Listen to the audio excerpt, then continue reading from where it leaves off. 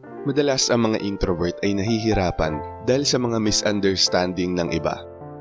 Kapag nagsimula silang lumayo sa kaguluhan, ingay at mababaw na mga usapan, tinatawag silang moody.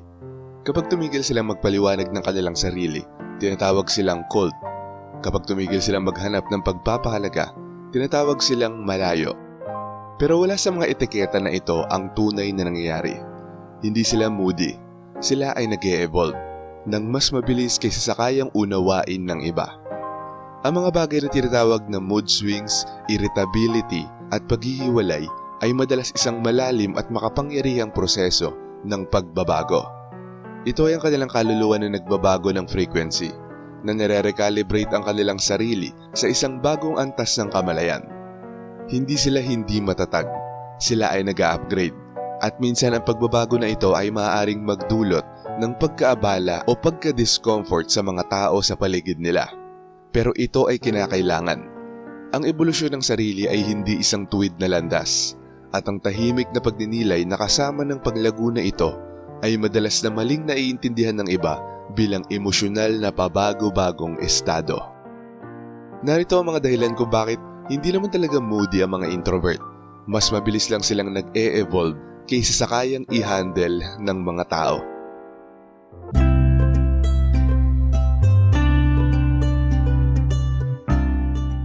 Number 1. Ang pace ng emosyonal na pag-withdraw.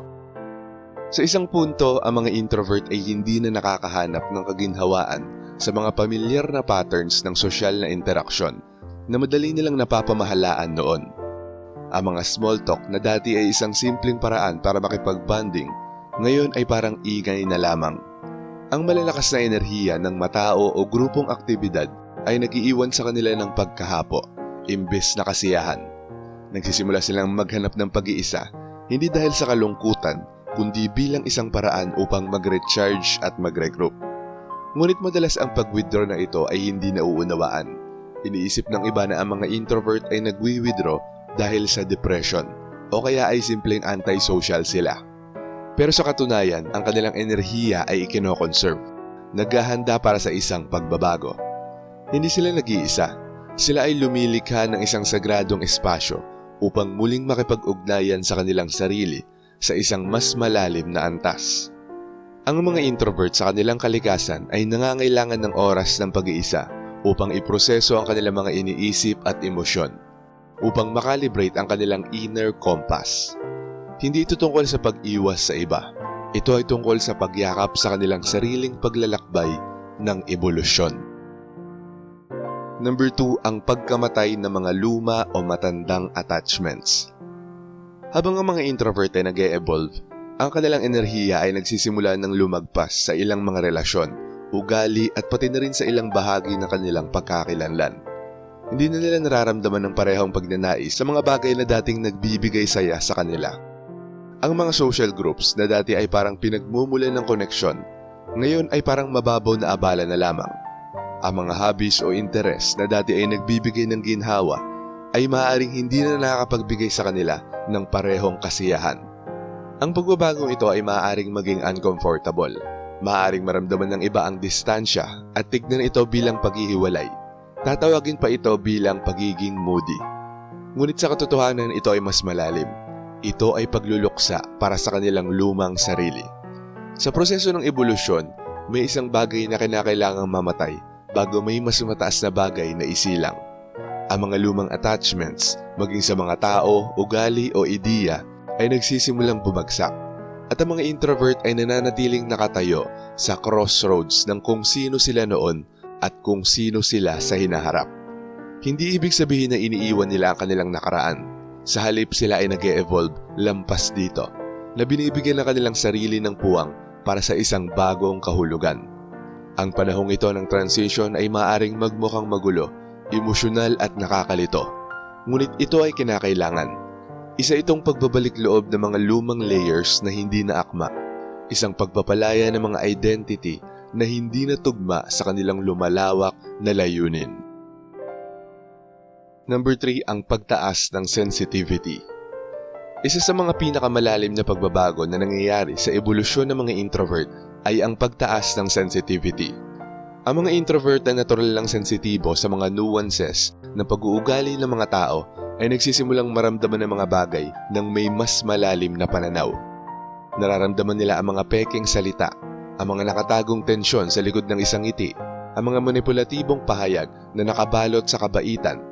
Ang kanilang kakayahang magbasa ng enerhiya at motibo ay lumalakas at ito ay maaaring magdulot ng pagka-overwhelm.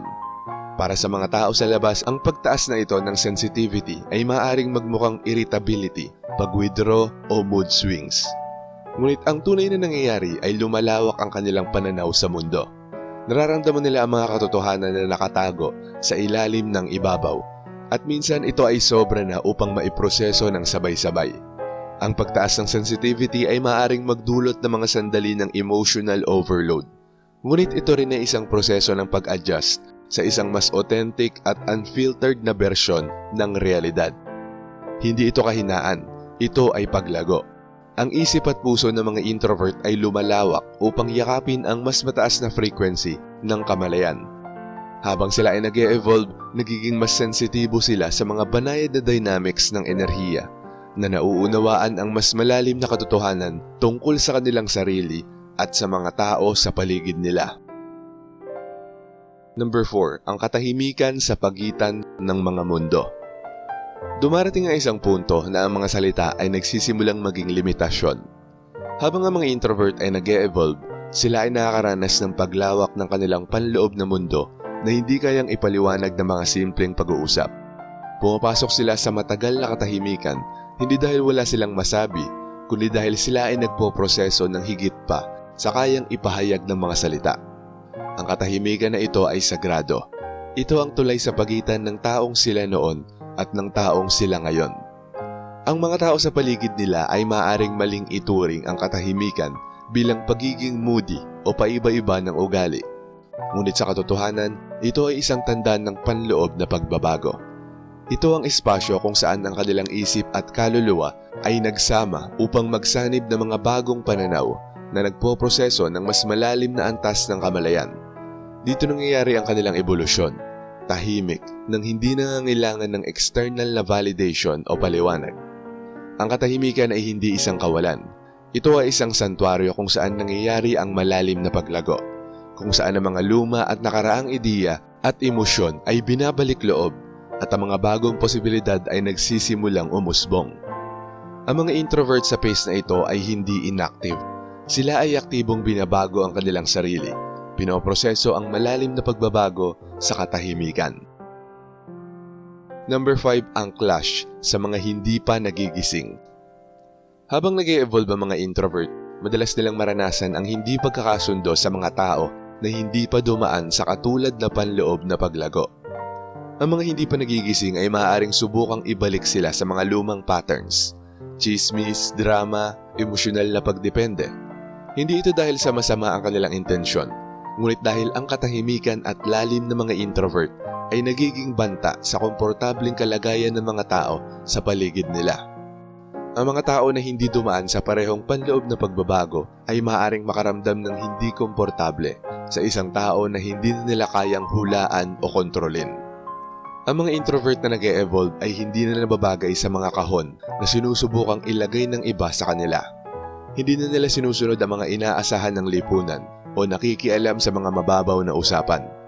Ang ganitong pag-abala ay maaaring magdulot ng hindi komportableng pakiramdam sa iba. Maaaring subukan nilang hilahin ng mga introvert pabalik sa kaguluhan na kanilang nalampasan dahil sa pamilyar ito sa kanila. Ngunit ang ebolusyon ay nangangailangan ng hindi inaasahan. Kailangan nating sirain ang stagnation sa paligid natin upang tayo ay magpatuloy sa paglago. Ang clash na ito ay hindi kinakailangang magdulot ng hidwaan. Ito ay tungkol sa pagkakaiba ng mga tao na nag-e-evolve at sa mga hindi pa handang harapin ang hindi komportableng dulot ng paglago. Number 6, ang emosyonal na pag-recalibrate. Isa sa mga pinakamalalim na pagbabago na nararanasan ng mga introvert habang sila ay nag-e-evolve ay ang pag-recalibrate ng kanilang mga emosyonal na tugon. Hindi na sila agad-agad nagre-react sa sakit o hindi komportableng nararamdaman. Ang kanilang kakayahang makabawi mula sa emosyonal na pagkatalo ay nagiging mas mabilis. Hindi na nila hinahabol ang closure o ang mga paghingi ng paumanhin. Ang emosyonal na enerhiya na dati ay tila magulo, ngayon ay pinoproseso na ng may karunungan at kalinawan. Hindi ito nangangahulugang sila ay manhid o detach. Sa halip, ang kanilang emosyonal na katatagan ay naging mas malalim. Kaya na nilang iproseso ang emosyonal na sakit nang hindi hinahayaan na ito ang magtakda sa kanila. Natutunan nilang magtiwala sa kanilang panloob na karunungan upang malaman kung kailan kailangan nilang bitawan at kung kailan kailangan nilang magpatuloy. Ang emotional maturity ay madalas na maling iniintindi ng iba bilang cold o walang pakialam. Ngunit ito ay isang tanda ng malalim na panloob na alignment. Sa kanilang ebolusyon, natututo ang mga introvert na hawakan ng mga emosyonal na karanasan ng may higit na calmness at pangunawa. Hindi nila kailangan mag-react sa bawat maliit na pagsubok o pagkakasala. Natagpuan na nila ang balanse ng kanilang emosyonal na enerhiya at ngayon ay humaharap na sila sa buhay ng may katahimikan na maaaring magmukhang nakakatakot para sa mga taong nahuhulog pa sa emosyonal na magulong daloy ng kanilang sariling buhay. Number 7, ang katahimikan na nakakatakot sa iba. May isang malalim na discomfort na nararamdaman ng iba sa katahimikan na dala ng mga introvert pagkatapos ng kanilang transformation. Kapag tumigil na silang mag-react sa kaguluhan ng buhay, kapag hindi na nila pinapayagan ng iba na manipulahin sila gamit ang guilt, papuri o drama, nagsisimula ng maramdaman ng iba na sila ay walang kapangyarihan. Hindi na nila kayang pukawin ng introvert, hindi na nila kayang kontrolin ang kanilang emosyonal na reaksyon. Ang ganitong katahimikan ay nagiging isang salamin na nagpapakita ng instability at hindi nalutas sa tensyon ng ibang tao. Para sa ilan nakakatakot ang salamin na ito, inilalantad nito ang mga bahagi ng kanilang sarili na hindi pa nila naaayos. Inilalabas nito ang hindi komportableng pakiramdam, insecurities at takot na hindi pa nila kayang harapin. Dahil dito maaari nilang subukang ilayo ang kanilang sarili sa mga introvert. Tinatawag silang cold, malayo o sobrang taas. Ngunit hindi ito problema ng mga introvert. Ito ay isang natural na pagtutol sa kanilang paglago. Isang reaksyon mula sa mga tao na nasa emosyonal na kaguluhan pa na natapos na ng mga introvert. Number 8, ang pagdating ng panloob na otoridad. Kapag kumpleto na ang kanilang pagbabago, hindi na naghahanap ng external validation ng mga introvert. Hindi na nila hinihintay ang pahintulot mula sa iba upang maging sila mismo.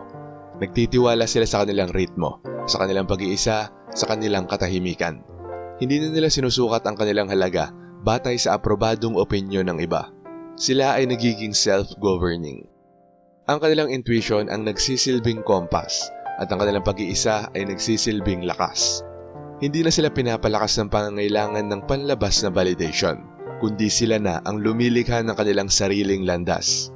Hindi na sila nagre-react sa buhay, sila na ang nagdidirekta nito.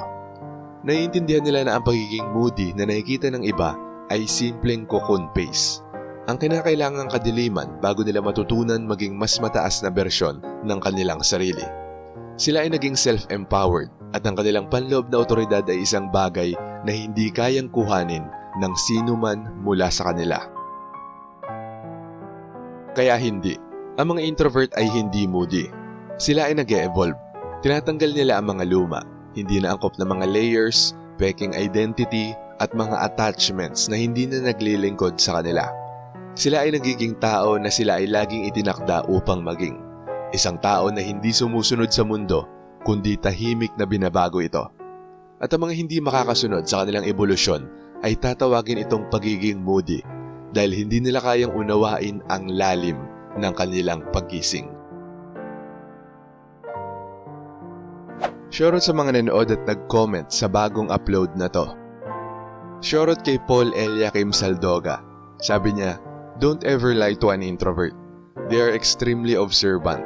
They notice shifts in your energy, the tone of your voice changing, your body language, your eye contact. They notice it all. And if you do lie to an introvert, you will break their trust instantly. And if an introvert doesn't trust you or feel safe with you, they will remove themselves from you." Sabi naman ni Edmundo Jornadal Jr., may benefits pala ang overthink. Salamat sir. At least sa overthinking, pinapagana ang utak natin na magtanong sa sarili kung bakit ganon at nagsasaliksik kung ano ang mga mali at ano dapat ang solusyon. At tayo naman kay Insight Job, overthinking leads to awareness beyond surface of the situation. That's something I love as an introvert. At shoutout din kila Annalyn Granada, Junjun Perang, Marie Delight Worker, Marilyn Obra, Michael Magsanay, Law and Order, RJ Mera, Juan Clitink, Ramlat, Michiko Tobayashi, Kalayaan Kapayapaan, Lorena Bintas, Kay Molino, Jola Short Video, Cathy, at kay Rene Fren Perez. Maraming salamat po sa panunood. Kung gusto nyo ding ma-shoutout, mabati o mabasa ang comment nyo, mag-comment lang sa latest video dito sa channel na to at pipili kami doon ng mga i-shoutout at babasahin para sa susunod na upload. Kung nagustuhan mo ang video na to, huwag kalimutang mag-like, i-share to sa iba at mag-subscribe na kung hindi ka pa nakaka-subscribe. Maraming salamat at see you next time. Alam mo ba kung bakit ang pag-overthink ng mga introvert ay isang untrained superpower? Panoorin mo sa video na to.